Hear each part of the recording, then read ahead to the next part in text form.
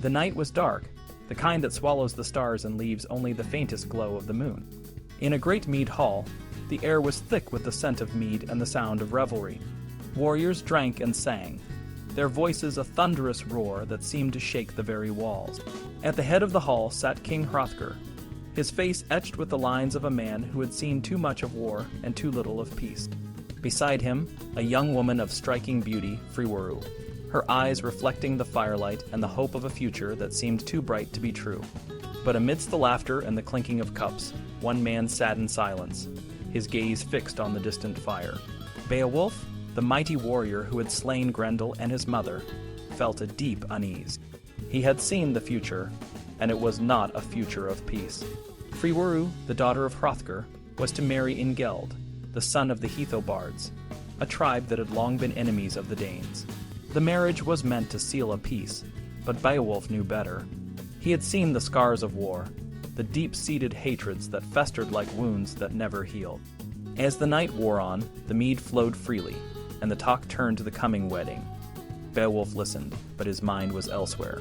He remembered the day he had first met Ingeld, the son of Froda, the Heloise chieftain who had fallen in battle against the Danes.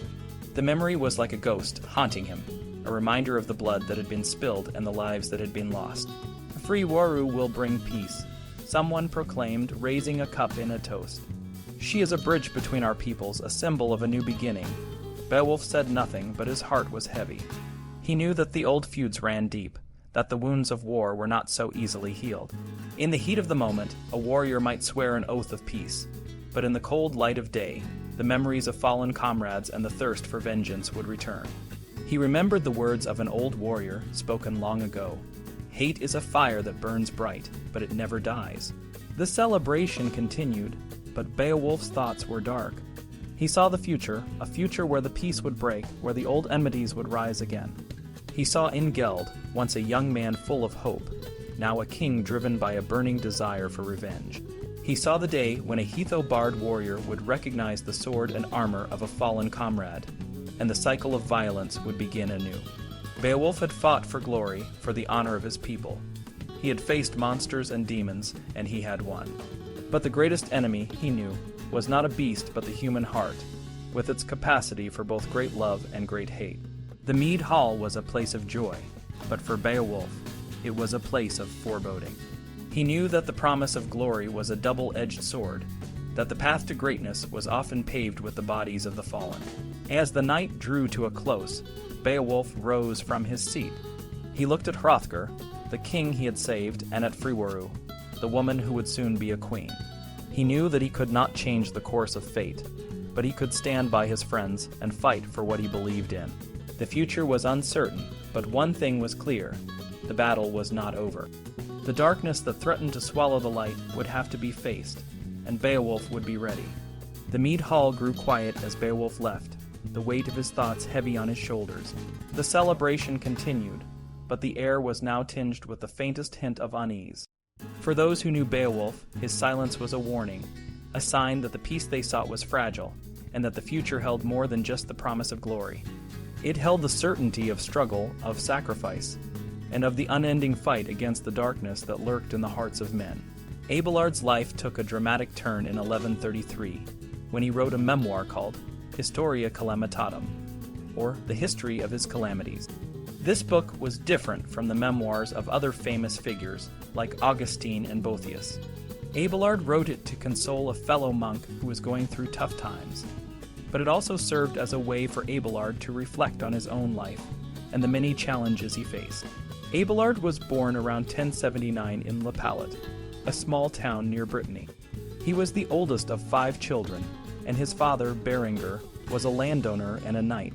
Berengar valued education and sent Abelard to study with Roscelin of Campigny when Abelard was just 14.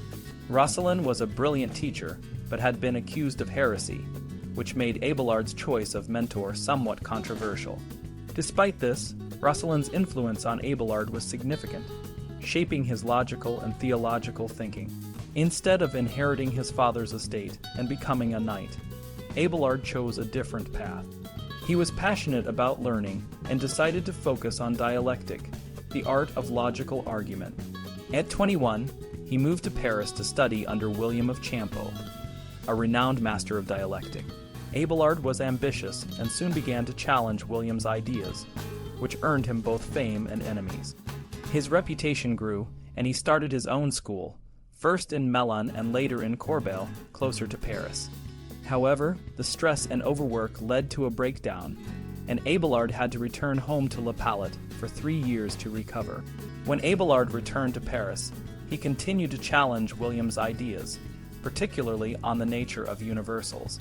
This debate was crucial in philosophy, as it dealt with the question of whether words for general qualities like man or white referred to real existing things or were just names we give to individual objects. Abelard's arguments won him many followers, but they also increased the jealousy and anger of his rivals, including William. In 1112, Abelard returned to La Palette to help his parents enter religious institutions, a common practice for the well-to-do at the time. After this, he studied divinity with Anselm of Laon, who was famous for his biblical exegesis. However, Abelard found Anselm's teachings lacking and began to give his own lectures, which quickly became popular. This further alienated Anselm and his followers, including Alberic of Rheims and Lotolf of Lombardy, who would later cause Abelard more trouble. In 1114, Abelard became the master of the cathedral school of Notre Dame in Paris. His reputation in both philosophy and scriptural interpretation was at its peak, and students from all over Europe came to hear him lecture. However, success and security began to affect Abelard's judgment. He became overconfident and started to neglect his duties. It was around this time that he met Heloise, a young woman who was both beautiful and highly educated. Heloise was the niece of Fulbert, a canon at Notre Dame who trusted Abelard to tutor her. Their relationship began innocently enough, but it soon turned into a passionate affair. They would study together, and then use their lessons as a cover for intimate moments. Abelard was so consumed by his feelings that he neglected his work and became indiscreet. Eventually, their affair became an open secret, and Fulbert separated them. But the separation only made their passion stronger, and they continued to meet in secret. When Heloise became pregnant, Abelard sent her to his sister's home in Brittany, where she gave birth to a son named Astrolabe. To make peace with Fulbert, Abelard agreed to marry Heloise in a secret ceremony. However, Heloise was against the marriage, arguing that it would harm Abelard's career and reputation. She preferred to be his friend and lover, rather than his wife. Despite her objections, they were married, but the marriage remained a secret. Fulbert, however, began to tell others about the marriage, leading to more conflict. Fulbert became convinced that Abelard was trying to force Heloise into becoming a nun to avoid the marriage. In a fit of rage, Fulbert and his kinsmen attacked Abelard one night, castrating him. The news of the attack spread quickly, and Abelard was overwhelmed by the sympathy and ridicule from his friends and students. Feeling humiliated, he entered a monastery, and he also pressured Heloise to take her vows as a nun, though she did so reluctantly. Heloise's letters to Abelard, written from the convent, are among the most famous love letters in history. She expressed her deep love for Abelard and her frustration with their situation. Despite their separation, their love remained strong, a testament to the depth of their connection. The story of Abelard and Heloise is a powerful reminder of the complexities of love, ambition, and the consequences of one's actions. Abelard's life was a roller coaster of brilliance and trouble.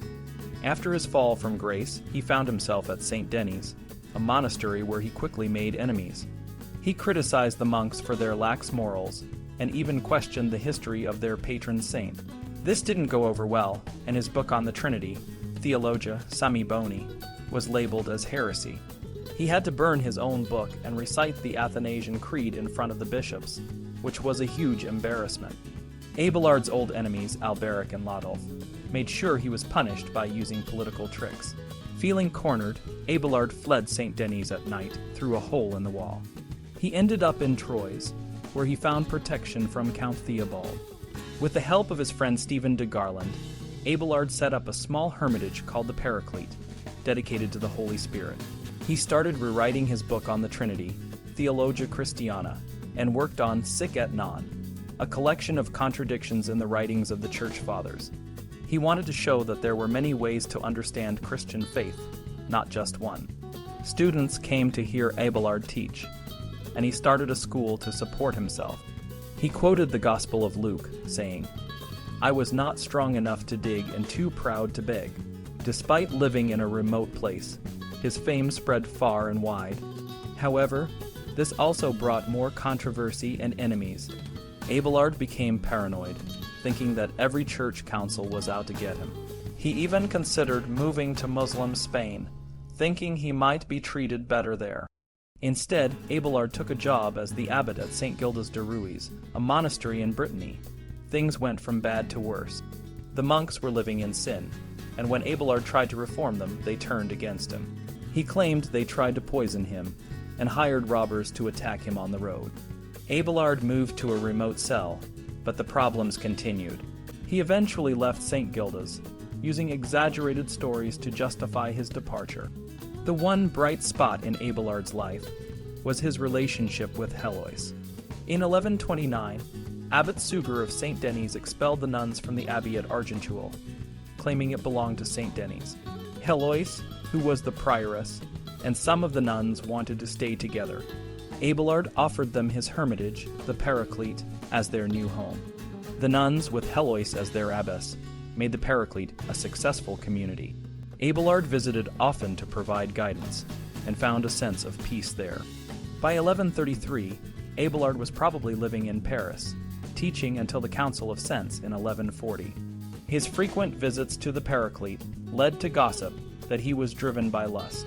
In his Historia Calamitatum, Abelard tried to justify his actions, showing that he was a changed man and a devout servant of God. He hoped to console his readers and show that his troubles were part of God's plan. Heloise, however, had a different story to tell. In her letters, she described their relationship with a depth and passion that Abelard's account lacked. For her, their love was a beautiful and sacred bond. She saw no sin in their union, and was faithful to Abelard throughout her life. Heloise was a brilliant scholar, raised at the convent of Argenteuil, and was known for her learning. When she met Abelard, she was in her early or mid-20s, and they worked together on language, ethics, and theology. Heloise wrote to Abelard with a mix of love and frustration. She was hurt by his version of their story, and wanted to reconnect on a personal level. She reminded him of their shared history and the depth of her love. Despite the harm done to her, she remained loyal to Abelard, even after 15 years as a nun. She confessed that she still thought about their past and struggled with her emotions, even during religious rituals. Abelard's response was cold and impersonal. He said he hadn't written to her because he thought she was content in her convent. He insisted on a purely religious relationship and asked for her prayers. Heloise's second letter was a heartfelt cry of pain. She felt she was the most wretched of all women, and found it hard to accept God's plan. She admitted that she still had desires for Abelard, and couldn't forget their past. Despite her struggles, she remained true to him, acting out of love rather than any religious duty. Abelard's and Heloise's stories show the complexity of their relationship. Their love was deep and enduring, but their lives were marked by conflict and hardship. Through it all, they tried to find a way to stay connected, even if only in spirit. In the last personal letter Heloise would write to Abelard, she shows a deep sense of resignation. Abelard's response to her previous letter was harsh, as he acted more like a stern teacher than a loving partner. He told her to stop complaining and to focus on God, warning her that if she cut herself off from God, she would also lose him. He reminded her that their past sins were driven by lust, and that his castration was a blessing in disguise. He urged her to see herself as the bride of Christ, not of Abelard, and to live her life in Christ. Heloise accepted his advice, though it was clear she still loved him deeply.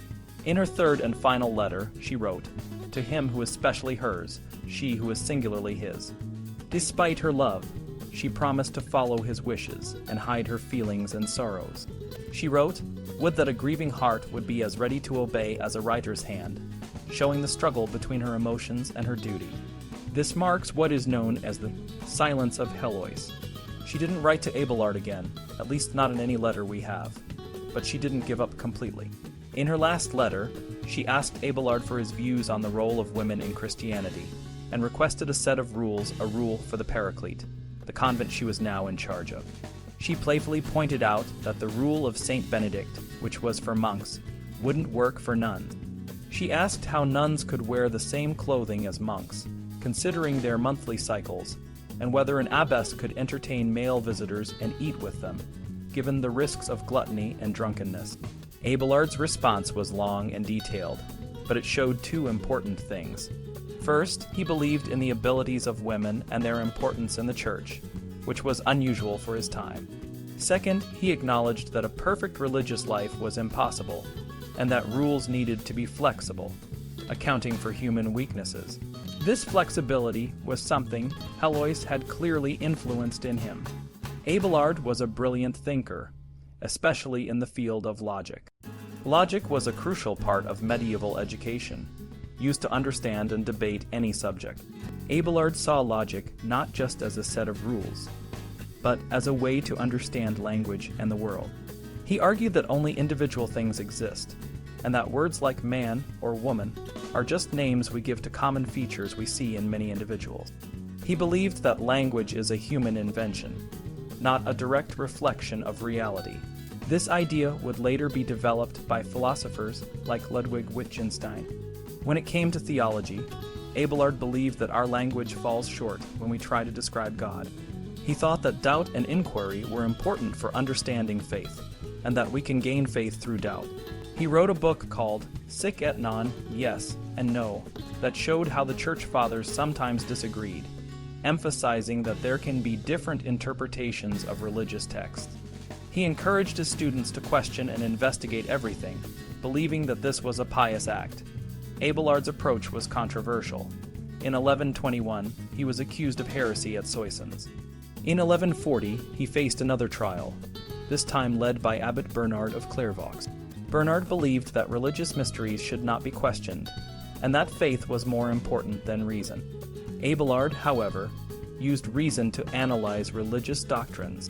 Bernard accused Abelard of misunderstanding the Trinity and the incarnation of Christ, saying that Abelard was trying to make Plato a Christian. Abelard argued that the Trinity, Father, Son, and Holy Spirit were not separate individuals but attributes of God, and that these ideas could be understood through reason alone, not just through Christian doctrine. He also believed that Christ's death was not necessary for salvation, but rather that Christ's example of wisdom and love was the key to salvation. He even thought that virtuous pagans could be saved, which was a radical idea at the time. Bernard's criticism was widely circulated, and he even went to Paris to warn students away from Abelard. Abelard, in a misguided move, asked the Archbishop of Sens to make Bernard justify his accusations. Bernard, being more skilled in church politics, lined up support before the council even began. When Abelard saw he had no chance, he appealed to the Pope. Unfortunately, the Pope, who owed his position to Bernard, quickly condemned Abelard's teachings as heresy, excommunicated him, and ordered his books to be burned. Abelard sought refuge at the monastery of Cluny, where the abbot, Peter the Venerable, protected him. Peter urged Bernard and the Pope to be more lenient, and eventually Abelard's excommunication was lifted. Abelard agreed to stop teaching in Paris and to remove or modify parts of his Theologia Christiana. In return, Bernard left him alone. Abelard spent his last days at Cluny, a place of peace and reflection, until his death. Abelard and Heloise's story is a timeless tale of love, faith, and the power of the human spirit. Despite the trials and tribulations they faced, their love remained a beacon of hope and resilience. Abelard, a brilliant philosopher and theologian, struggled to balance his deep love for Heloise with his commitment to God. He wrote, "I do not wish to be a philosopher if it means conflicting with Paul, nor to be an Aristotle if it cuts me off from Christ." Despite the storms that raged against him, Abelard stood firm, believing that his foundation was strong. Abelard saw moral philosophy as the ultimate goal of all learning. He believed that ethics was more important than theology, a bold statement for a medieval Christian. He argued that the highest good is God, who is the embodiment of perfect goodness. Abelard insisted that our actions are morally good only if they are performed out of love for God, and an attempt to imitate God's goodness. He believed that the intention behind an action is what truly matters, not the action itself. For Abelard, the most important thing is to have a good will, guided by love for God and others. Heloise, on the other hand, saw no conflict between her love for God and her love for Abelard. She believed that their spiritual and emotional connection was a celebration of their love for God. Even after their physical relationship ended, Heloise's letters to Abelard are filled with a deep, heartfelt love that transcends time and circumstance. Her words are a testament to the power of love, both human and divine. The influence of Abelard and Heloise extended beyond their personal lives. Their correspondence inspired the development of vernacular literature, particularly the poetry of courtly love. Writers like Crescent de Troyes and Jean de Meun were deeply influenced by their story, which became a symbol of love and devotion. The discovery of their early letters in the 15th century added a new layer to their story, showing the volatile and passionate nature of their young love. Abelard died in 1142, and Heloise lived on for another 22 years, eventually being buried beside him at the Paraclete. Their remains were later moved to the Père Lachaise cemetery in Paris, where they remain a symbol of enduring love. Alexander Pope's poem, Eloisa to Abelard, captures the essence of their story, a tale of intense joy and sorrow that continues to resonate with people today. As the Middle Ages gave way to the Renaissance, the use of vernacular languages in literature became more prevalent.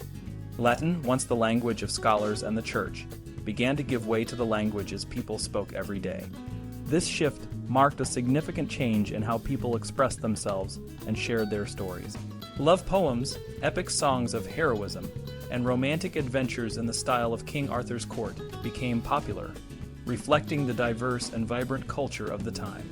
Abelard and Heloise's legacy lives on in the power of their love and the impact of their ideas. Their story reminds us that even in the face of adversity, love and faith can guide us toward a higher purpose. Their lives and writings continue to inspire generations, proving that the human spirit is capable of great beauty and strength.